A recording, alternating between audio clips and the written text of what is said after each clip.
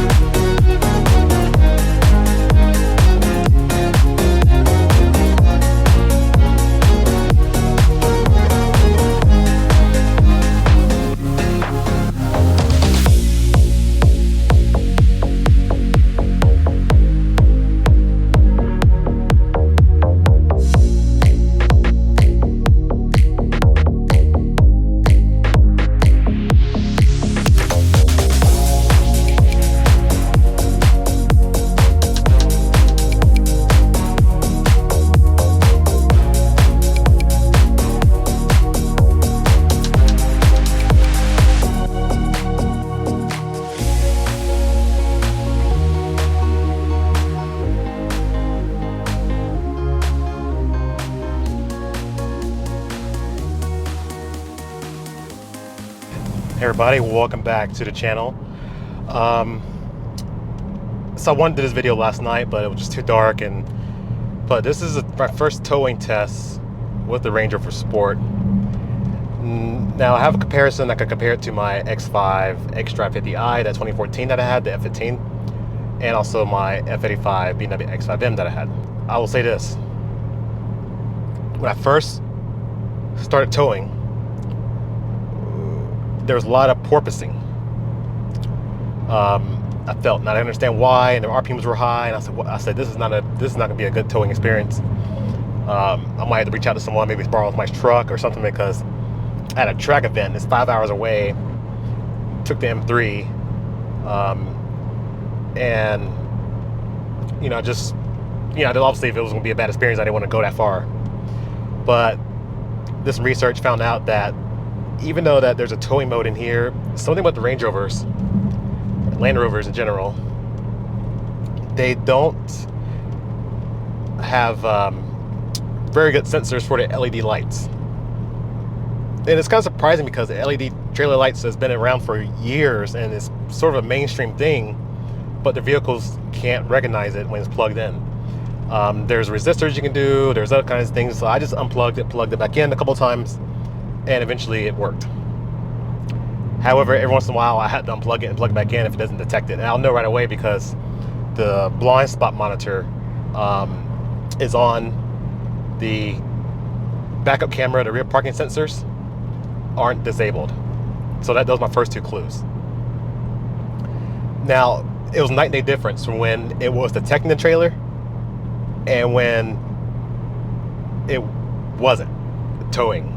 So there is some towing program built into the transmission, the suspension, and of course the blind spot monitor. Everything else is disabled. But I was like, wow, this is a big difference, and it really makes this a comfortable towing experience. I mean, you see right now I am driving, I've got, these U-Haul trailers are built for durability. This thing's got to be at least 2,000 pounds. And then you add a 3,500 pound car on here on top of that, so I'm close to 6,000 pounds. Now, did a 5 hour drive, and I gotta say,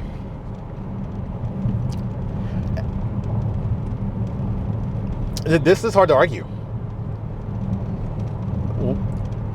I mean, I got everything in this. I'm comfortable. It's like I'm sitting in a recliner.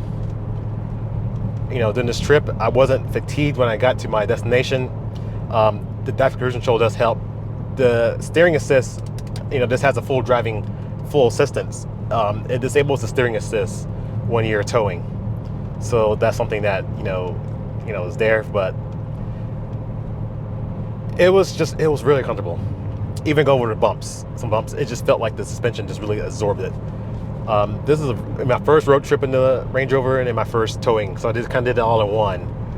But now knowing what this can do, especially on a long road trip, I mean, right now you probably don't have fast I'm going. I'm sitting here completely wrong about 70 miles an hour, and I'm probably just under. I'm in 8th gear, probably about 1,700 RPMs, maybe 1,600 RPMs, and it's just cruising along.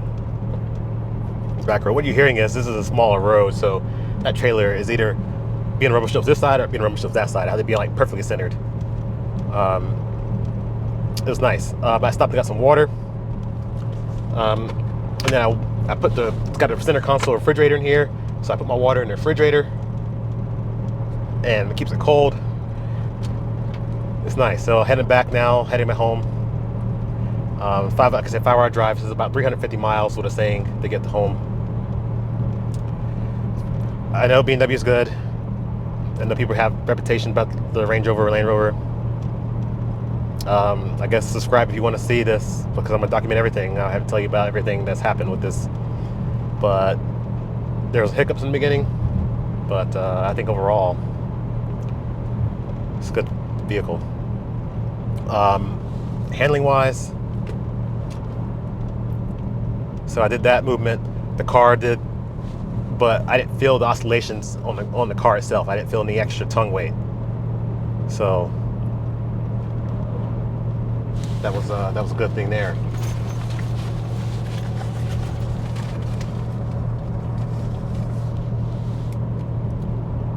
Put chapstick on my lips so it would dry. I guess my next test will be to tow an RV. Now, I went up the Grapevine.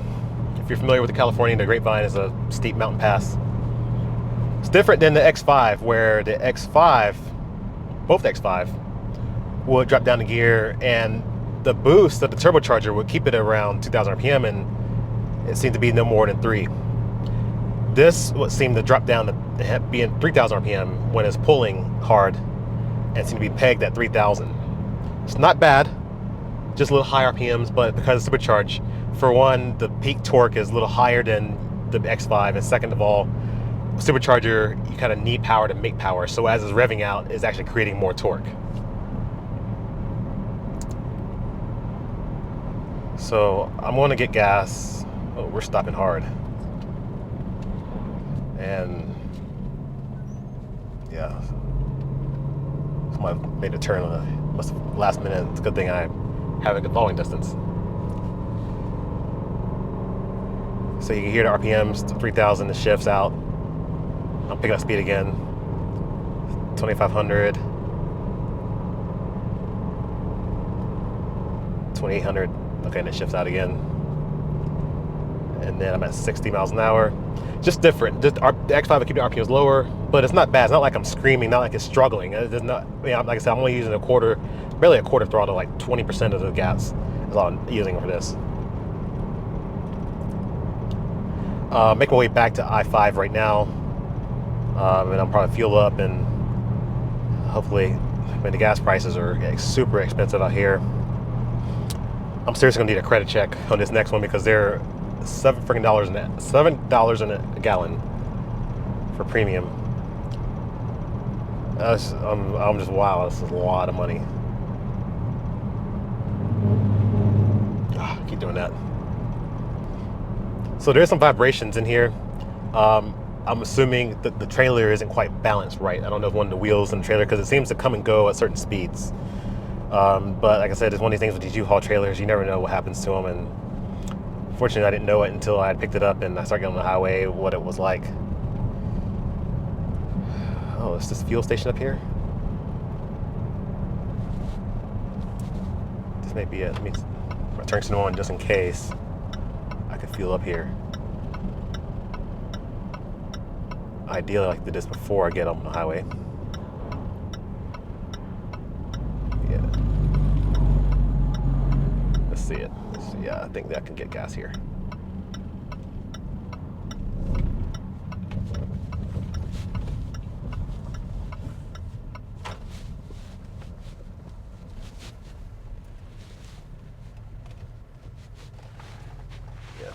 here too.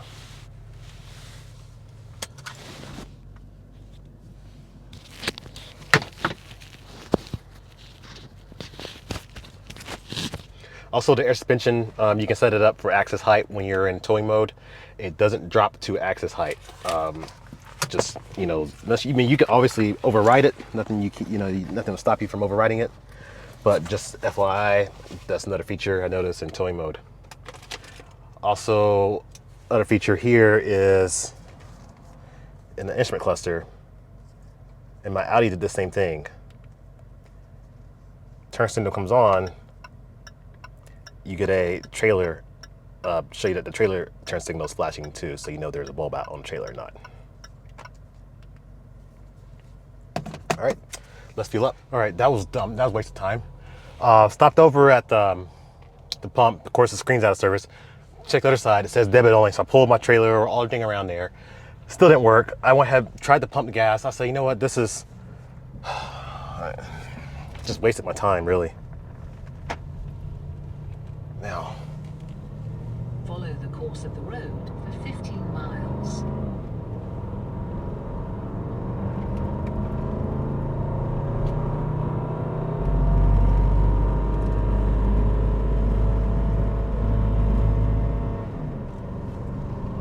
Popped out of towing mode, looks like.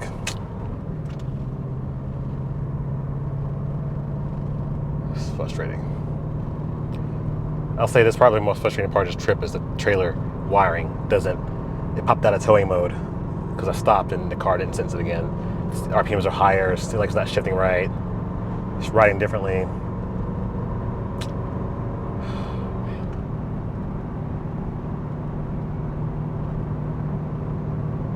Yeah, now it's porpoising again. I can feel it.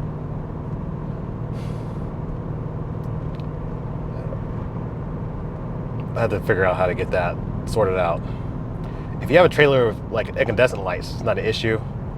I tried, I got two plugs. I got a 4-way and I got a 7-way plug. I tried both with my adapter, 7 to 4 adapter, still didn't help.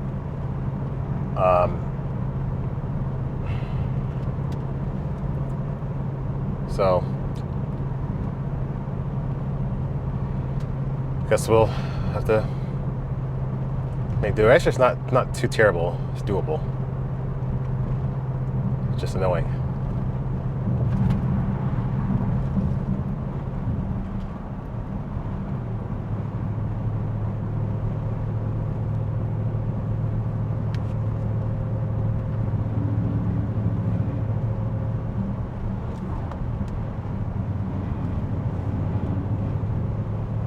Yeah, the steering assist works here, but doesn't work with trailer mode. So yeah, it's working now because it's not detecting the trailer.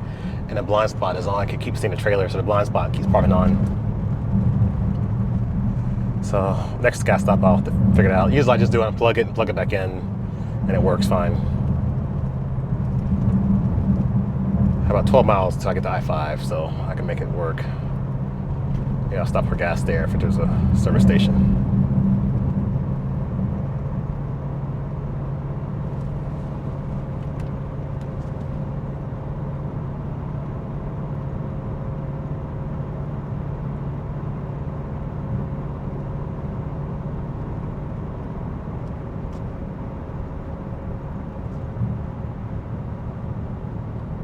And look for some fuel.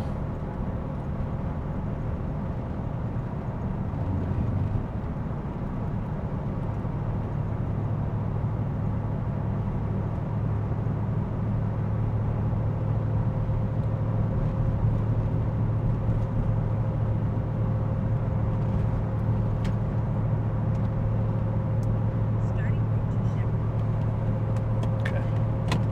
All right, we'll catch up then.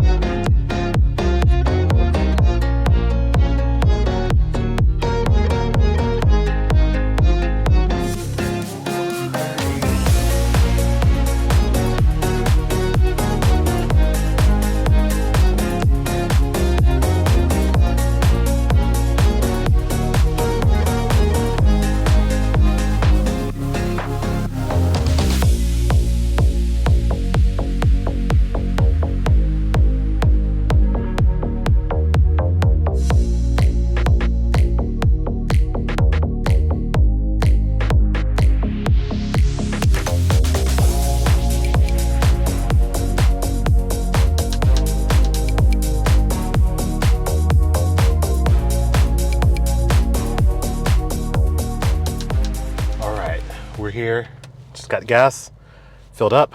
We're gonna head up the Grapevine, reactivate it trailer mode.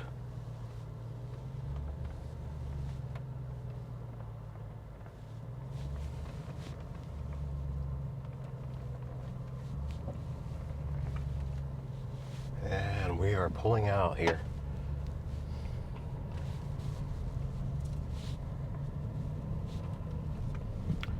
And immediately Now turn right and then turn right onto I-5 towards I-5 North. Now turn right and then enter the motorway.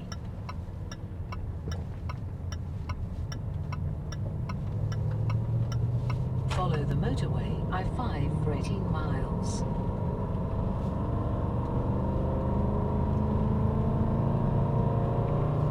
$3,000. What is that hissing noise? Is that the audio system? What is that? Hold on a second.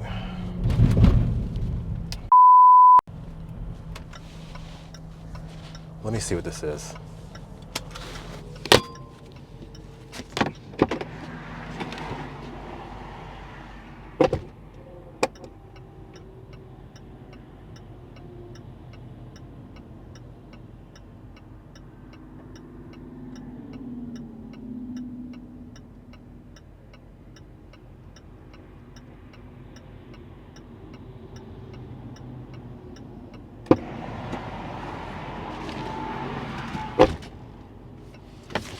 All right, not sure what that was. Heard this loud hissing noise, make sure it wasn't like leaking tire.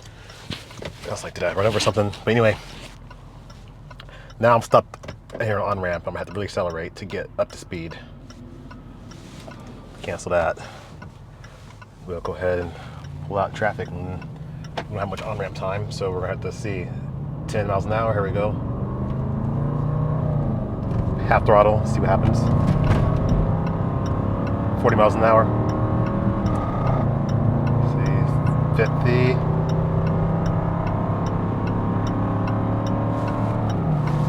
Changing lanes.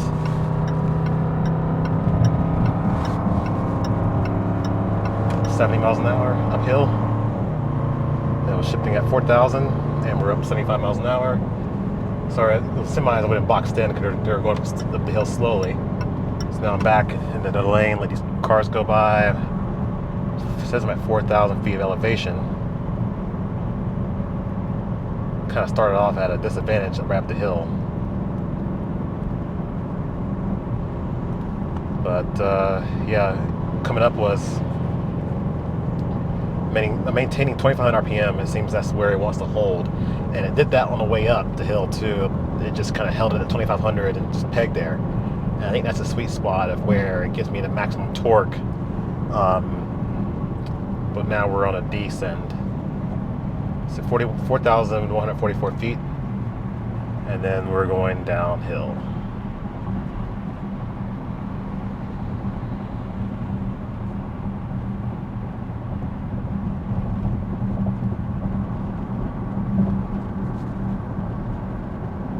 We'll see what happens.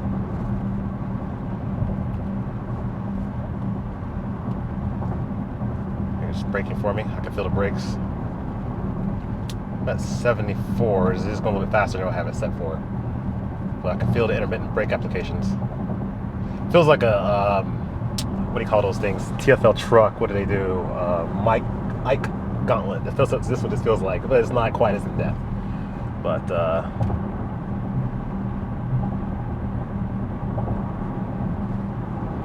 yeah, you can see that I didn't need to floor it. I just kind of set my speed, and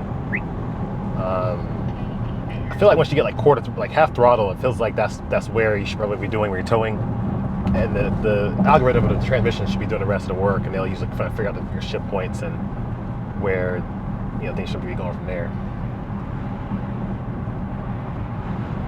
Whew, that car cut me in close. Ooh, he cut that other guy close too. Man, this guy's reckless.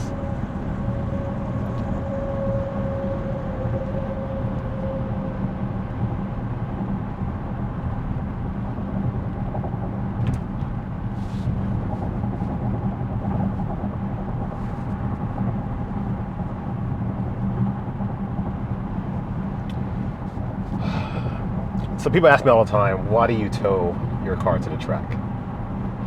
Your car like is perfectly capable of driving to the track. It's a very good question. Because I often ask myself the same thing sometimes. But while the car is capable of driving itself to and from the track perfectly fine, I don't have the resources or the network to get myself back home in the event of a malfunction or an accident. Say, for example, I run off the track, pop a tire. M3 doesn't have a spare tire.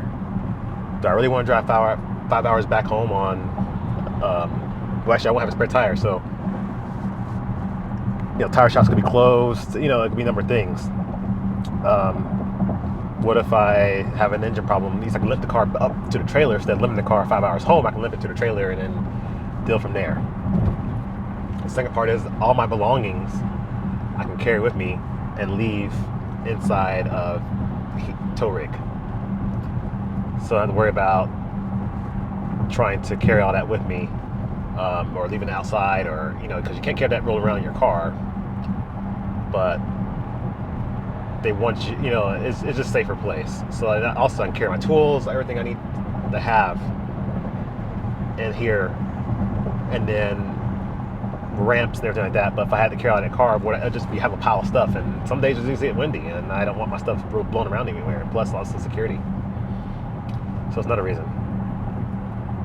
Another reason is, especially in this ride, a lot more comfortable to do this one sitting in this seat than it is being an M3 seat for that many hours. I mean, I've already been in a track for such time. Now I'm going to have to go back for several hours and drive back home in it. So that's how I look at it. To each your own. Like I said, when I go to drag strips, I don't trailer drag strip. I drive there because drag strip is less likely to have a chance of something happening. But I have went to a drag strip and I have blown an engine before. So I can't say oh, it doesn't happen. I've blown an engine on a drag strip and I had to limp the car home. But like I said, luckily I was only 20 minutes away from my house. Mini Cooper just revved at me. I guess he's flexing on me because I got the M3 on the trailer, but I don't know what he wants me to do unless he was just saying hi. I think he was just saying hi. Because I'm like, I can't rev at him back here.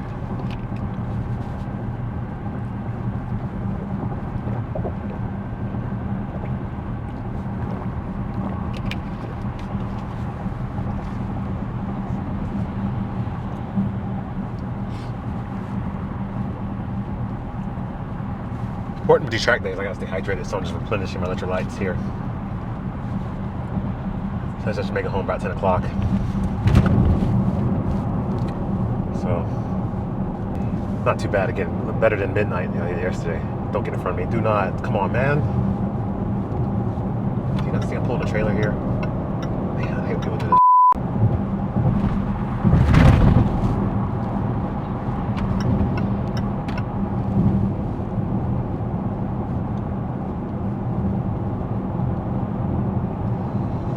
The guy literally cut me off as I'm coming down the hill here. Now, surprisingly, it's slowing down, but it's not downshift. It's not using engine braking. I've had other vehicles use engine braking as it descends. Even just regular, not towing anything, like my Acura would always had a TL that would downshift itself. Oh, you're, down braking downhill.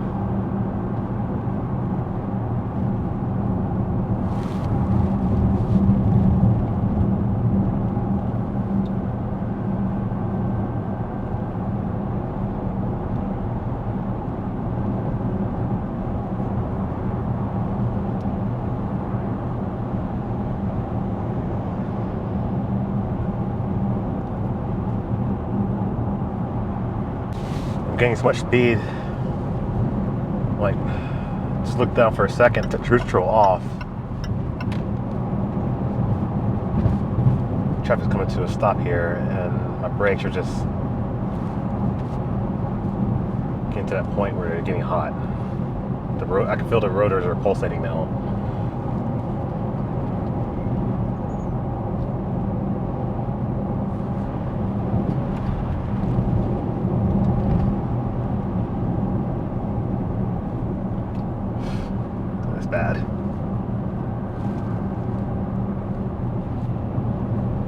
brakes are smoking. Oh, you can see what I'm talking about. Down this hill. It's a steep hill. It's been long. It's like 6 miles of downhill. So it's hard on these brakes for these truckers. Even for me, it looks like I'm just feeling like I've already been mute that.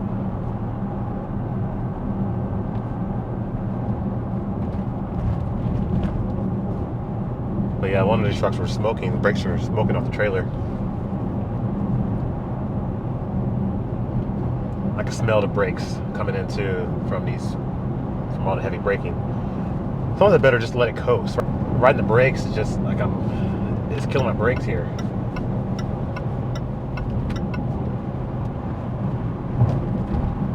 I'm just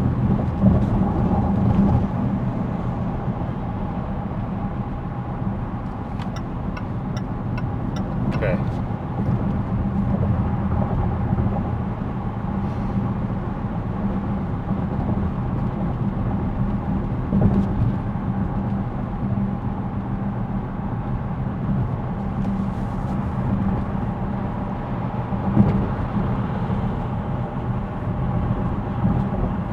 Back down to regular speed. But yeah, some of these truckers were just calling down the hill because they just realized, you know, you kill your brakes, or I don't know where it's coming from.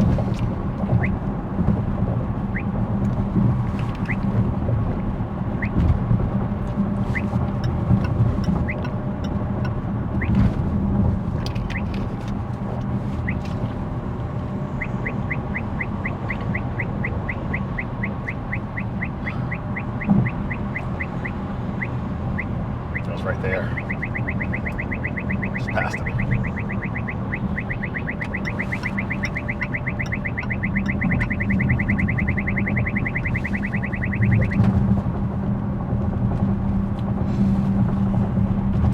think I'm still going downhill because I'm still picking up speed.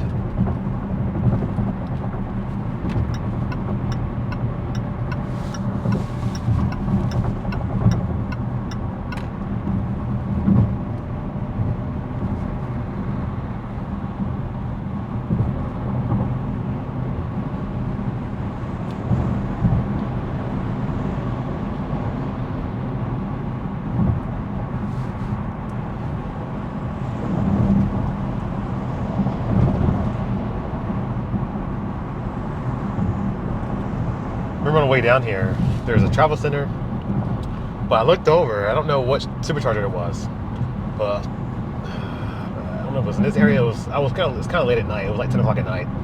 I looked over, and it had to be like over 100 superchargers there. I just looked there, you see red. That was a gas station at first. It was covered, ton of superchargers. I've never seen it before.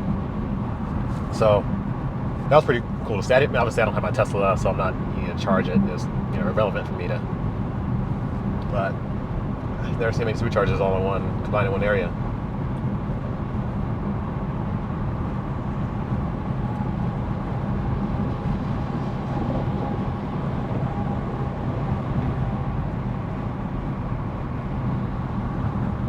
After 1 mile, keep right.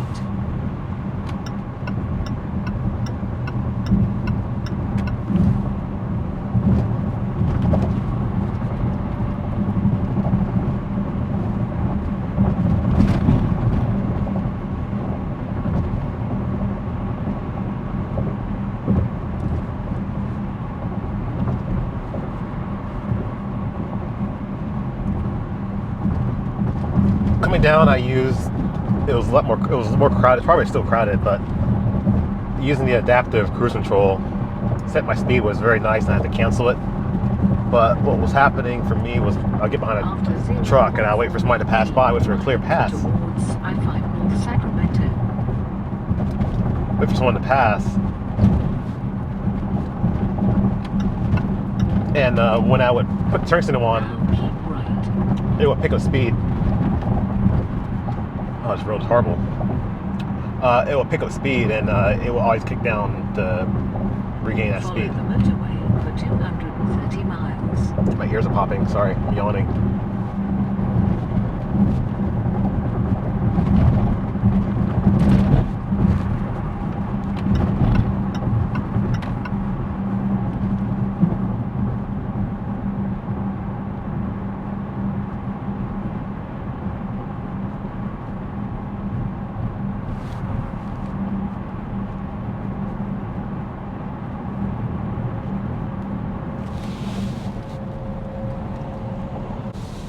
All these bugs that just happened just now. Ton of bugs hit my windshield.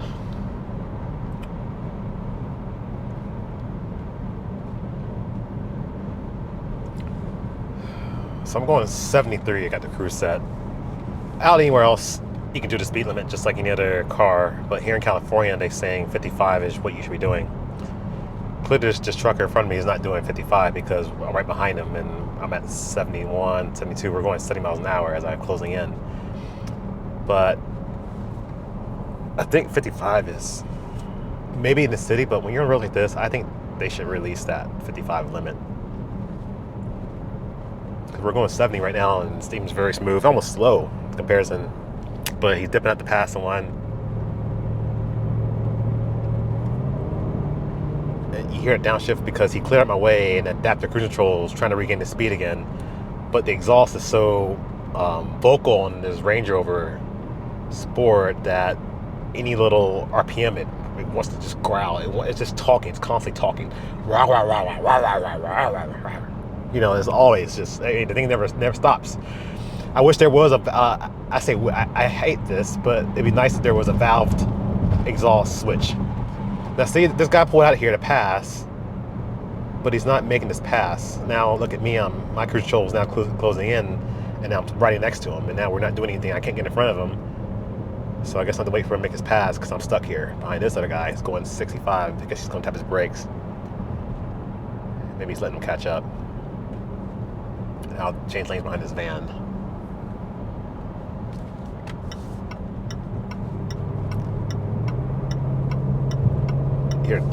You hear the thing accelerates, just, you know, it's just always.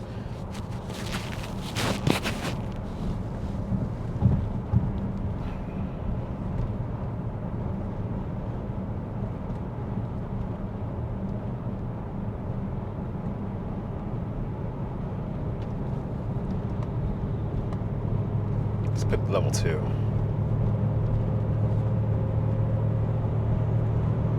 My ears are still popping. I don't know why.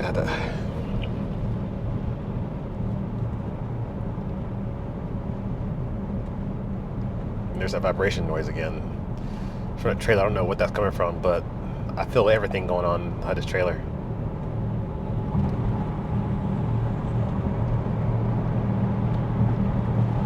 It looks like I may be changing out air filters too. It's so dusty over here.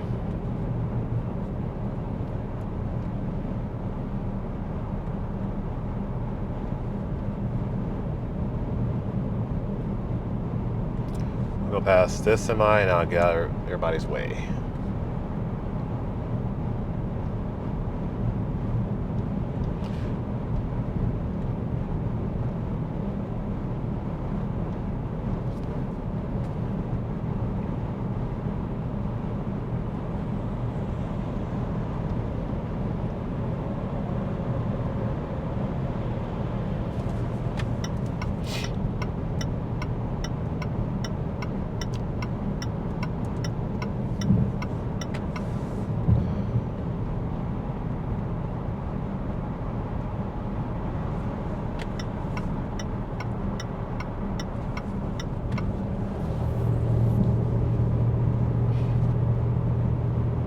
But I like that it does pick up speed. I like it that it does accelerate. It was an X5M, nice one. I don't know what color blue is that. San Marino blue is really nice blue color. It was F95. Looked like it wasn't the LCI. It looked like it was the 2020, 2021.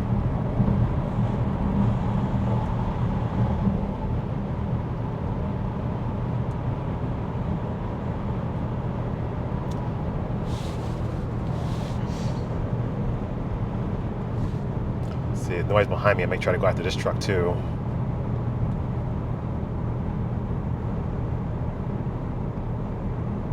But I'm sitting here 73 miles an hour and 1800 RPMs.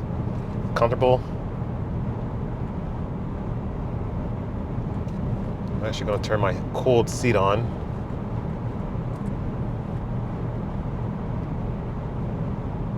Because 88 degrees and I'm getting a little bit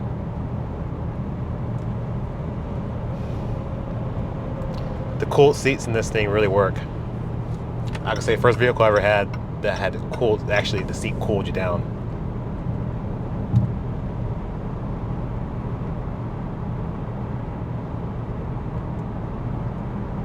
More bugs.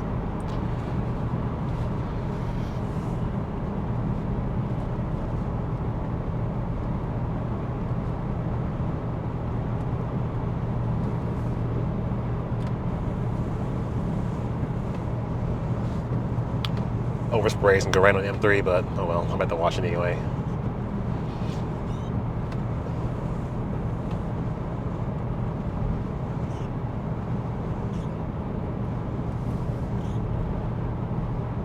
Now you're probably like, man, Eddie, what kind of wash fluid do you have? Because that really cleaned off the bugs.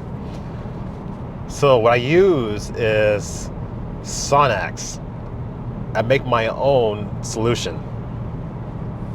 And the Sonax does a really good job. The only thing is it's not rated for freezing temperatures.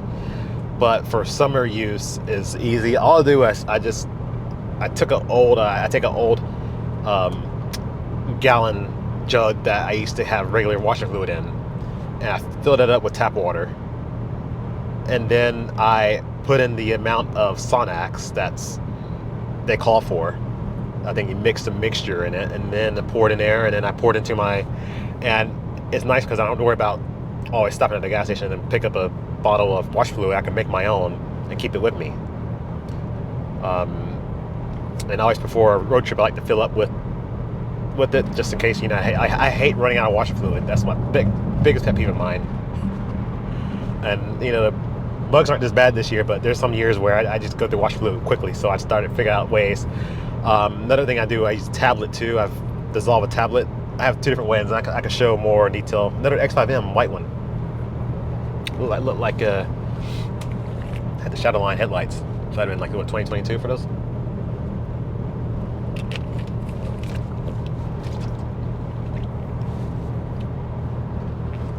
This is what it's like on the road trip with me. If you might road trip with me, I just talk, and I see cars going another way. I just talk about it. I know, like, oh, cool, look at this car, look at that car, look at this car. Maybe that's why my wife didn't want to come with me. I don't know. I begged her to come on this trip. She had something else to do, and plus, my son would have came, but he knows what her baby do while I'm on the track. Although maybe it should have came on the track. I think he would have been fine. I mean, if you look at the car seats in these kids' car seats, they're like a 5-point harness. Anyway,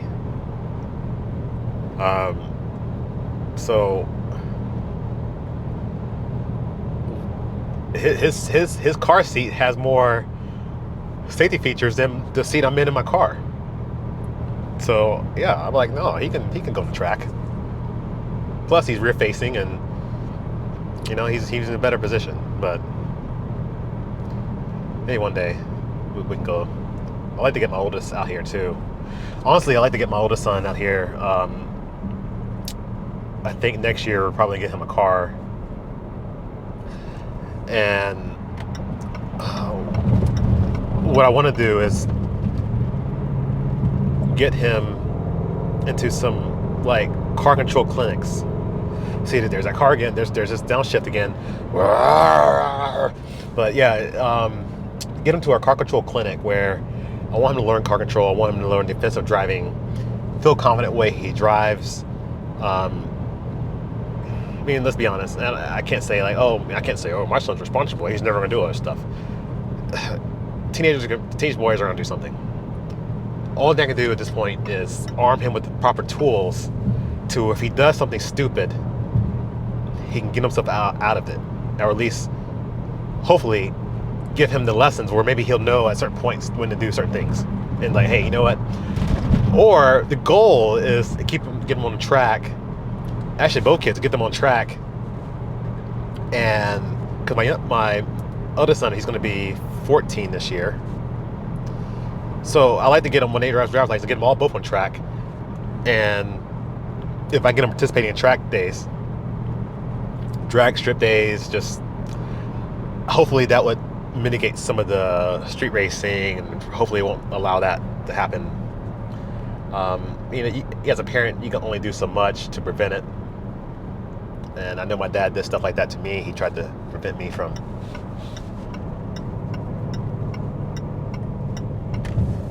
Thanks, Ram. He slowed down and let me in.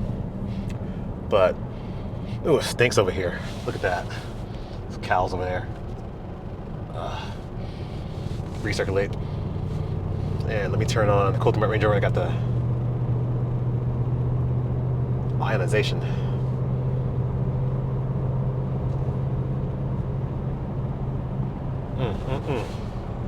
Sneaky cows.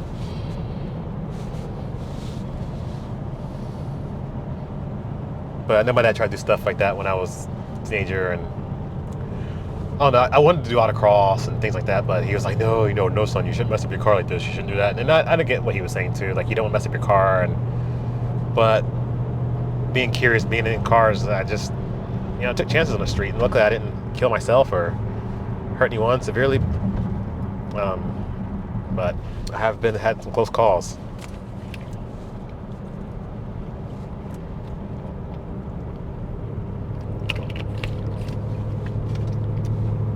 Experienced liftoff oversteer at 110 miles an hour on the back road. Yeah, it makes you humble yourself a little bit, thinking that, okay, I'm 18 years old, I know what I'm doing, and really I don't know what I'm doing.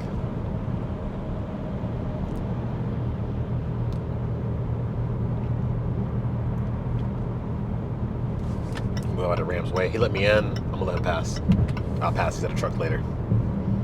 It's cool thing about that, the cruise control. I never have to cancel the cruise control. I can just let it do his thing. So here he comes now. So what do you guys like about this? I can have the camera facing me. You can watch me talk. But I thought, you know what I look like already. You can hear my voice. You don't really need to see me. Look at the scenery right now while it's still daylight.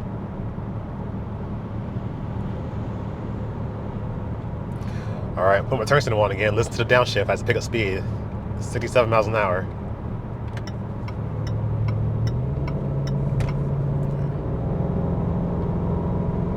And then it goes back up to 75. So it likes to hit that torque to get speed around like 2,800 RPMs, 33,000 RPM mark.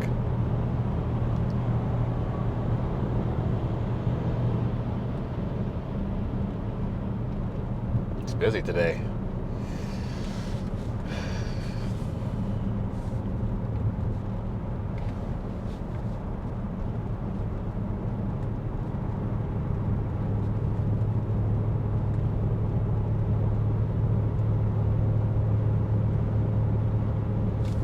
I'm gonna take my sunglasses off. I think the sun is not in my face anymore.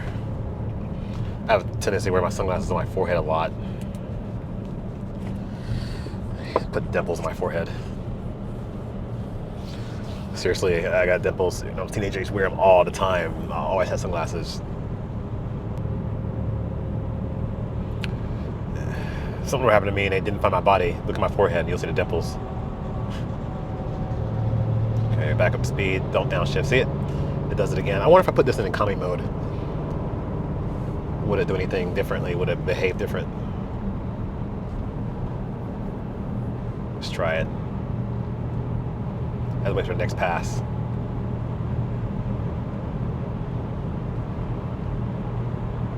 Like, I understand what it's doing is getting speed. Like the Tesla doesn't do it. Tesla, when I'm on autopilot and I do the lane change, I initiate the lane change and do it, and I'm going in front of a car that's coming up soon, I feel like I'm still stuck at that speed. Look at these two semis. The wind getting took, and these guys are, one's pushing the other one off the road.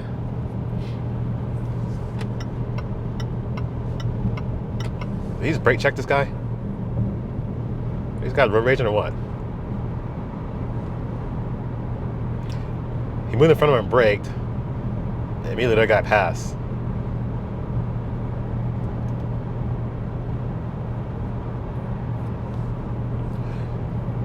No.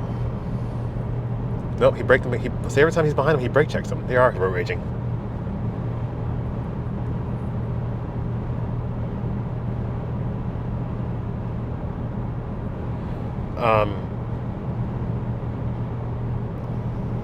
No, Tesla, what I would do, I'll stay up behind someone, I'll try to make a pass, move over, and I'm in the passing lane, and I'm waiting for the cruise control now to see, and I can look at the screen, the car can see that there's nobody in front of it, but it's still waits like a long time before it picks up speed, and it does so slow. I just wish the Tesla would jump up to speed quickly when you're using those turn signals in front of. I saw something in the owner's manual where it says holding down the turn signal will allow it to accelerate, but I tried that and it doesn't still work. Someone in the comments has Tesla, let me know how do you do that if it works better. Like, am I doing something wrong?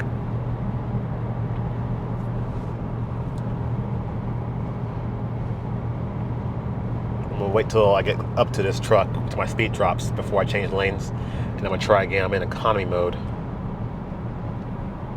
And I want to see what happens.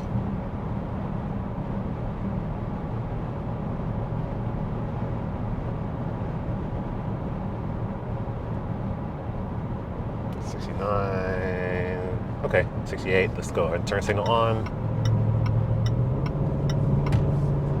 No, still kick down with just one gear. Okay.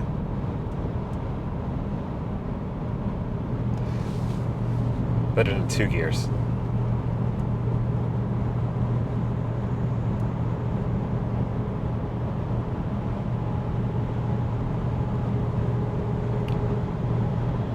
Maybe they're done road raging or something, I don't know. They seemed like they were forward. They were cutting each other off and brake. This guy over here was braking in front of them. You know, as a professional or commercial driver, you get to be professional, and because you are driving for a company, or even if you're an owner operator, you know, you guys are driving like these big old semis. Really not worth it. You know, you're delivering goods. And I say that too. I should be doing better. I am trying to do better road rage because I do have a problem with it. I guess my problem is I feel like I'm a better driver than anybody else.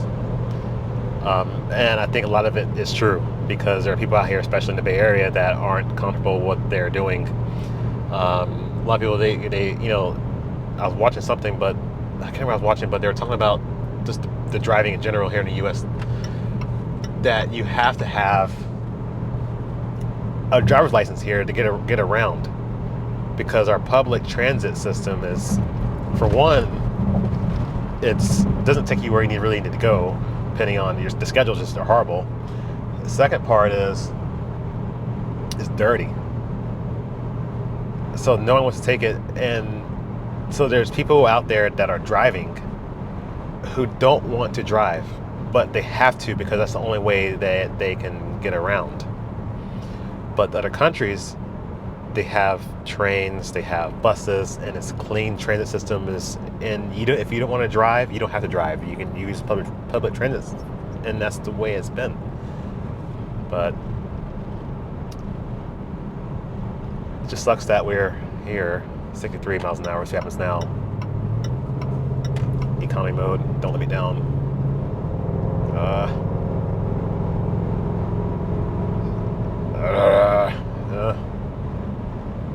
It's trying not to kick down. I had to just get the car brake. I don't have the torque like my X5 did at low RPM. It just needs a little bit more RPM, and then this exhaust so vocal, so it just sounds like it's doing more work.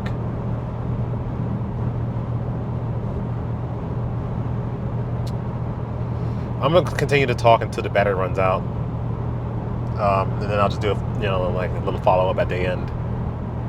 Come to right now, I'm just talking like I have a passenger, but you guys are my passenger right now.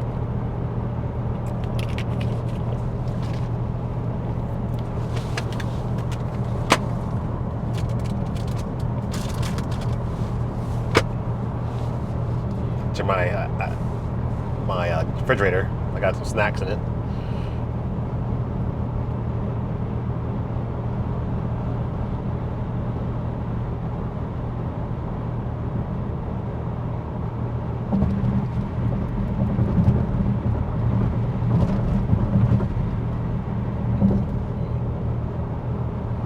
Track right there.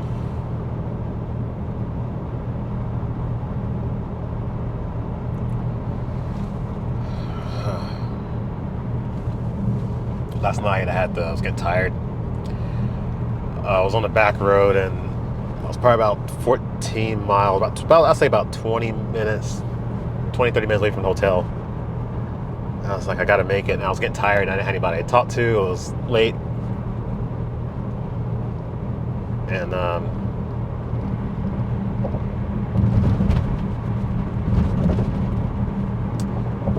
I ended up putting on some electronic dance music, and it seemed to bring me out of it. There's some good songs. I really like EDM. I don't know why. It's really, I find it uplifting sometimes, and it's got a good beat. It's clean. I can listen to it pretty much anywhere. I don't worry about language issues, explicit content, you know. Don't get me wrong. I like a lot of music. I like pop, a little bit of country. But the country I like is a little more uplifting than your typical old school country. And then I like hip hop. Although a lot of newer hip hop's just, and like I said, man, I'm showing my age. It's just I like the prefer the 90s stuff, you know, old school stuff. Man, what happened to all the, you know, back then it was the era I grew up in was the Busta Rhymes, you know, the Flippo Squad. You had P. Diddy, and then right now we got Nicki Minaj, but back then it was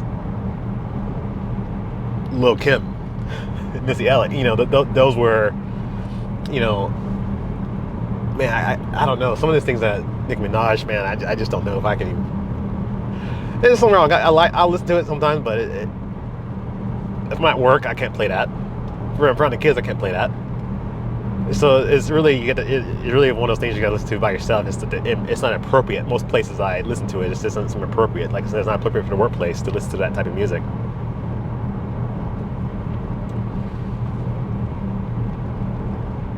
So probably maybe a little bit. I probably just put something on, or I might. Sometimes I just call my parents, something like that, and talk to them. Call my mom. I know she did a road trip today, and her Porsche Macan GTS drove to Columbus, Ohio.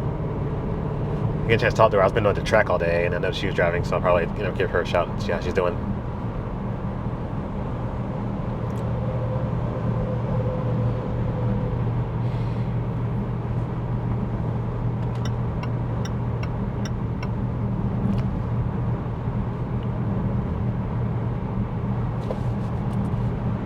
Let's see how many hours I got left.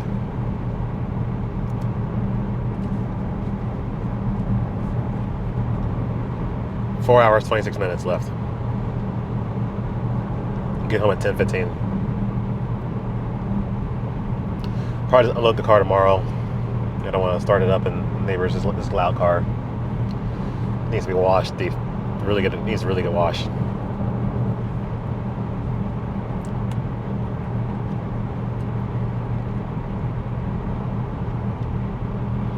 Yeah, it's got the cruise set at 73. I tried the 55, it just sucks in 55. Here it does.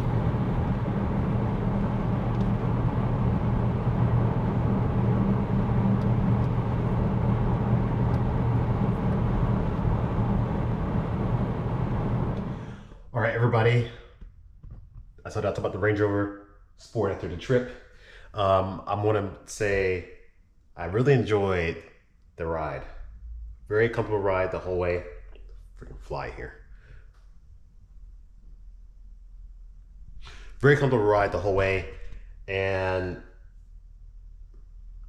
I know maybe I'm not complaining. It's not a bad thing. Don't get me wrong. I love the exhaust note on the Range Rover Sport.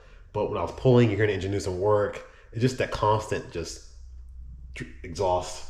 Hold on a second. Open the garage. Sorry, that fly was super annoying. This ride on this Range Rover, it's probably one of my favorites. The air suspension really absorbs all the bumps. I think whatever it is, the towing algorithm when you're pulling something, these vehicles are super underrated. Now, I'm not saying like the X5 was a bad towing vehicle. It's just the seats, the comfort, everything else. Now, what I would like to happen, I liked the low end grunt of the X5M and my 50i. I liked having that turbocharged, that low engine. It would be nice to have the engine of the X5M into the Range Rover Sport. The new Range Rover Sport 2023s, if you get the P 530 first edition, they have a I think they're using the S68. Although the money up there is pretty high, but I don't know, that might not be a bad option if you think about it, because you're getting kind of a best of both worlds. You're getting BMW powertrain and you're getting the comfort of the Range Rover. That'd be something I might want to check out. But you're wrong. I like this. We'll see how long it stays. Overall, didn't burn any oil. I checked the oil level when I got back. Not even, you know, still where it should be. I know we're hearing things that the only electrical things that have happened so far, I would say it's not a fault of a malfunction. It's just the fact that these LED trailers, the lighting on the trailers they're such a low frequency, it's not being detected by the towing algorithm. The lights are still illuminating fine. The brake lights turns into work. So it's getting power, but it's just the power coming back. It's not receiving. It's not thinking that there's something connected. I just had to unplug it and plug it in a couple of times, and it seemed to work. And at first couple of trips, it worked fine. And every once in a while, I notice when I'm getting to it, I'm like, it's off. But there are little things I could buy. I'm trying out adapter I can use that has some type of thing that can trick the system. So I might look into that and just try that out. It might be a easy solution. Other than that, I like that, like having a refrigerator to keep my stuff cool. Obviously the sound system's good. I got all the driver assistance things that you would come to expect. Apple CarPlay, and then it just obviously you feel like you're sitting up higher.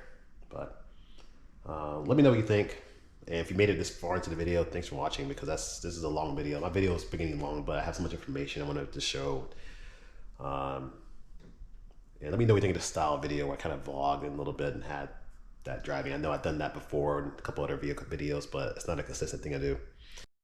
And overall, mile per gallon, because people would ask me, I was getting about 15 miles per gallon towing, 15 to 16 miles per gallon is what I was getting for pulling in. Wasn't too bad. It's probably on par what I was getting with the X5. Imagine pulling something taller, like a cargo trailer or a travel trailer, something that has feels more of a sail when you're pulling it, has more wind effect. It's probably going to hurt that mile per gallon more. But the weight wise itself, it did a pretty good job pulling the weight. But let me thanks for watching.